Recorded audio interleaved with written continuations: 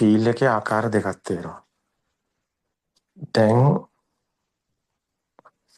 ලෝක භූමිය කියන්නේ ශබ්ද වර්ණ ගන්ධ රස පහස අපේ තියෙන ආයතන වලට අයිති එකනේ. එතකොට ඒකට ලෝකෙට අයිති ෆීල් එකක් නේ තියෙන්නේ. එතකොට අපි මෙහෙම ගමු. ඕන්න අපි හුදකලාවට යනවා කියලා හිතමු. එතකොට ඒකට අපිට ඇල්මක් එනවනේ. කැමැත්තක්. ඒකට ආයතන පිනවන තැනක නම් ඉන්නේ ලෝක භූමියේ ෆීල් එකක් යට එන්නේ. හැබැයි ආයතන පිනවීමේ ස්වභාවයෙන් ඒ කියන්නේ වර්ණ ශබ්ද ගන්ධ රස පහස කියන අවබෝධයෙන් එයා ඒක මෙනෙහි වෙලා එයාට ප්‍රත්‍යක්ෂ වෙලා එයාට එහෙම එන්නේ නැහැ මේ ආයතන ඇත්ත වෙන්නේ නැති අවස්ථාවක් එනවා. එයා ලෝකෙට අයිති නැහැ. නමුත් එයාට සුවඳ දැනෙනවා රස දැනෙනවා සීතල උණුසුම දැනෙනවා හුදකලාව දැනෙනවා. එතකොට එයා ඒකට ටික ටික ලං වෙනවා. ඒක හරි සනීපයි. කලුවර සනීපයි. නිහඬියාව සනීපයි. හුදකලාව සනීපයි. හැබැයි ඒකට ඇල්මක් තියෙනවනේ. ඇල්මක්. එතකොට ඒක ඒ ඇල්ම තුල තියෙන පව එකක්. ඒ පව එකේ තියෙනවා කියන සංඥාවක් එක්ක තියෙන්නේ. ඒක ලෝකෙට අයිති. ඒ ෆීල් එක ලෝකෙට කැමති කෙනෙක්. ලබන ෆීල් එකක්. හැබැයි ඔය ෆීල් එක වෙනස් වුණොත් ඔකේ තව පැත්තක් තියෙනවා. ලෝකෙට අයිති නැති ෆීල් එකක්. ඔකට කියන්නේ අකම්පිතේ පැත්ත. මේක කම්පිත පැත්තක්. අර ඒකත් තියෙනවා කියන සංඥාවක් එක්ක තියෙන තැනක ඒකට කැමැත්තක් තියෙනවා. ඒකට ඡන්දයක් රාගයක් තියෙනවා. අර භික්ෂුවක් කියන බුදුන් වහන්සේට ජනයාගෙන් වෙන්ව වනවාසීව හුදකලාව එයා වාසය කරනවා කියලා. බුදුන් වහන්සේ කියන එහෙමත් හුදකලාවක් තියෙනවා මානේ. ඉද භික්ඛවේ භික්ඛු මේ ශාසනයේ හුදකලාව කියන්නේ ඕකට නෙමෙයි මාන්නේ කියලා. ඔන්න ඔතනයි රහස තියෙන්නේ. මේක ප්‍රායෝගිකව අත්දකින්න ලැබෙනවා. දැන් කෙනෙක් ඔය හුදකලාවට කැමතියි. එතකොට එතන එයා ඉන්න කැමති කෙනෙක් ඉන්නවා. එතකොට ඒක ලෝකෙට අයිති තියනවා කියන සංඥාව ඇතුලේ තියෙන්නේ. ඉත්ත සංඥාව, සත්වයේ කියන සංඥාව. හැබැයි මේ අකම්පිත මානෙ කියන්නේ ඕකට නෙමෙයි. ඔන්න ඔතන ඕකිනුත් මිදුණු ස්වභාවයක් දැනෙන මට්ටමක් එනවා. ඔය කැමැත්තක් කියන එහෙම ස්වභාවයක්වත් නැති වෙනස්ම අත්දැකීමක් ලැබෙනවා. ඒ අත්දැකීම තියෙන්නේ ඒ අකම්පිතේ කරන ෆීල් වෙන තැන. මේ අකම්පිතේ අත්දැක්කට පස්සේ අන්න අරහත්ත්වය දැක්කා වෙනවා. අරහත්ත්වය දැක්කට පස්සේ එයා දන්නවා මේක අරහත්ත්වය කියලා. අර නිවන මේ මොහොතේ ගින්නක් නැත්තන නිවනයි. හැබැයි ඊගා මොහොතේ අරමුණේ ගිනි ගන්න නිසා නිවනටපත් වෙලා නැහැ. නමුත් නිවන කියන්නේ මේක කියලා එයා දන්නවා. මෙන්න මේ වගේ. අරහත්ත්වය කියන තැනේදී මේ අරහත්ත්වය කියලා එයා දන්නවා. හැබැයි ඒකටපත් වෙලා නැති වෙන්න පුළුවන්. ඒක නිසා එයා තාමත් අතන ඉන්නව වෙන්න පුළුවන්. ඒ කියන්නේ ඉත්ත සංඥාවත් එක්ක. හැබැයි එයාට එක මොහොතක දැනෙනවා මේ ඉත්ත සංඥාවෙ මිදුණු අනිත්‍ය සංඥාවක අත්දැකීම. එයා අරහත්ත්වයේ අත්දැකීමක්. හැබැයි ඒ ස්වභාවය බවට තාමපත් වෙලා නැහැ. හැබැයි එක මොහොතක එයා දැක්කා. හැබැයි තාමපත් වෙලා නැහැ. අර අධිගත සමාධිය තිතීව නොපති ස්වාමීනි කිව්වේ ඕකයි. තාම මේ ස්වභාවය බවටපත් වෙලා නැහැ. ඒ කියන්නේ අරහත්ත්වයටපත් වෙලා නැහැ. හැබැයි අරහත්ත්වයේ අත්දැකීම එයා දැන් දන්නවා. අන්න එයාට තමයි අරහත්ත්වය හම්බෙන්නේ. එයා දවසක ඒ ස්වභාවය බවට පත් වුනහම ඒක හැම තැනම තියෙනවා. ඊට පස්සේ සෙනගක් හිටියත් කවුරු කතා කරත් මොන දේවල් මොන විදිහට සිද්ධ වුණත් එයා ඉන්නේ අරහත්ත්වයේ තුලයි. අකම්පණය දැනෙනවා. මේ තමයි සියුම්ම ගැඹුරුම තැන. ඉත්ත සංඥාව ඇතුලේ මේ කියන ෆීල් එකක් තියෙනවා. අනිත්‍ය සංඥාවේ ෆීල් එකකුත් තියෙනවා. අපි මේ ෆීල් එක කියනකොට දැන් ලෝක භූමියේ ෆීල් එකකුත් තියෙනවා. ඒ කියන්නේ මෙච්චර දෙයක් දැන තාම එතනට ගිහිලා නැති අය ෆීල් එක කියනවා මේ එයා ෆීල් වෙනවා කියන ආයතන වලට. සමහර අය ෆීල් එක කියලා කියනවා. මොකද රූප භූමියෙන් වර්ණ ශබ්ද වලින් ඒවෙන් යාට අපි තුමු මයින්ඩ් එකනේ. මයින්ඩ් එකට යටින් තියෙන ෆීල් එකක් තියෙනවා. ඒක අරූපයේ තියෙන ෆීල් එකකුත් තියෙනවා. එතකොට එයා ෆීල් වෙනවා කියන්නේ අර එයා ෆීල් එක කියලා කියන්නේ මයින්ඩ් එකට නෙමෙයි කියන්නේ. සිතවිලි වලට නෙමෙයි. එයා ඒ සිතවිලි වලින් මිදුණු ස්වභාවයකට ෆීල් එක කියනවා. හැබැයි එතන අරූපේ තියෙනවා නම් මෙලොව මිදිලා එලව ඉන්නවා. ඒ ෆීල් එක එලව තියෙන්නේ. ඒ කියන්නේ අකම්පණයට එයා කැමති. එයා කැමති වෙන්නේ අකම්පණයට කැමති වෙන්නේ අර ලෝක භූමියම තමයි.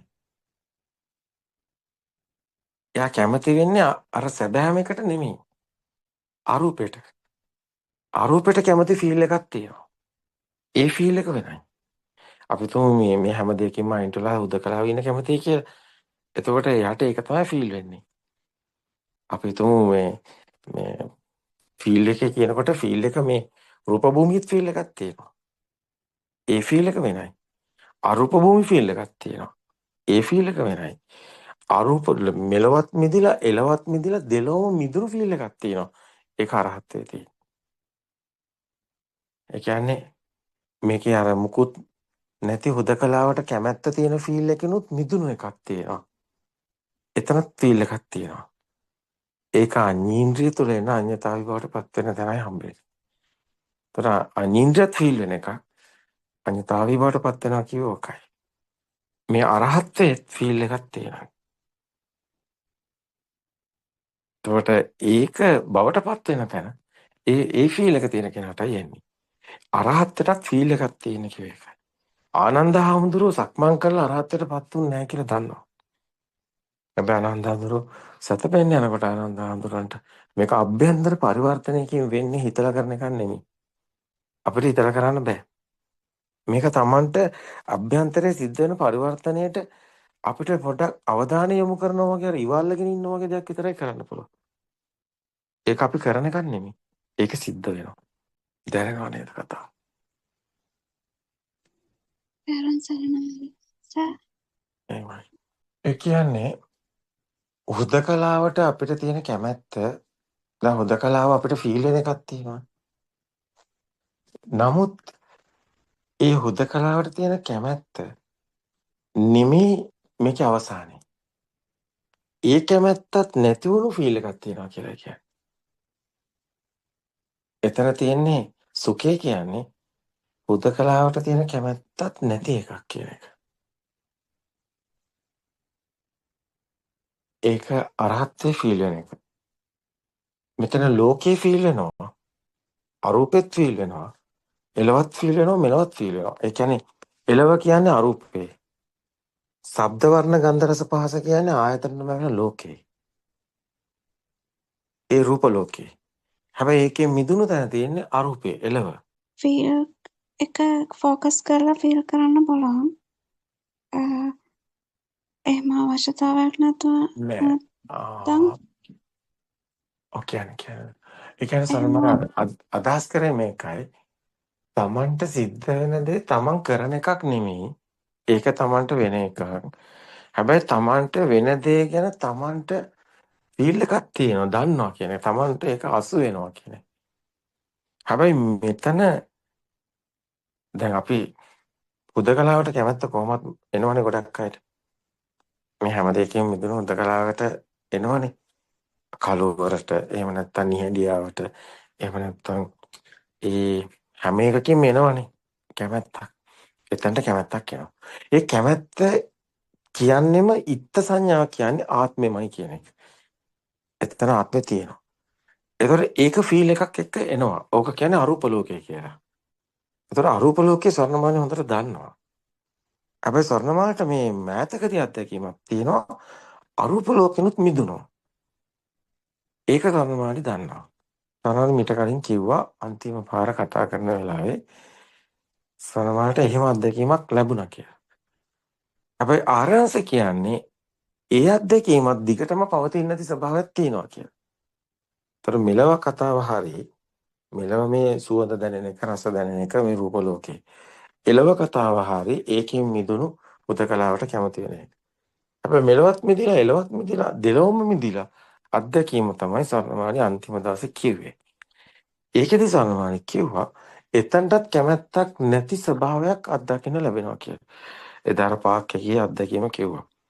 වැටිලා සර්ණමාලි දිගාලා හිටියා. එතකොට ඒ වැස්ස වහපු හැටි එතකොට සර්ණමාලට කාලය යනවා තේරුනේ නැහැ. නමුත් ඒකෙන් නැති ස්වභාවයක් සර්ණමාලි එක තැනකවත් නැති එකකටවත් අයිති නැති ස්වභාවයක් අත්දැක්ක කියලා. එතකොට ඒකේ අරූපෙත් නැහනේ. ඒකේ අරූපේ නැහැ කියන්නේ ඒකට කැමැත්තක් තියෙන එකක් එතන නැහනේ.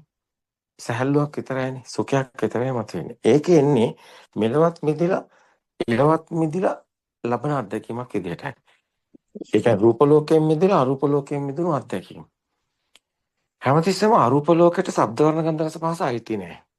ඒකෙදි එකම කම්පනය කියලායි ගන්නෙ. හැබැයි එකම කම්පනයට කැමැත්ත තියෙනකොට ගන්න අරූප ලෝකෙට තියෙන කැමැත්ත කියලා. හැබැයි ඒකෙනුත් මිදුණාම අපි ගන්නෙ සුඛය කියන එක. නිබ්බානම් පරමං සුඛං. එතන තමයි අරහත් අත්දැකීම. රහතන් වහන්සේගේ අත්දැකීම. එතකොට එතන පවතින නැති ස්වභාවයක් තියෙනවා.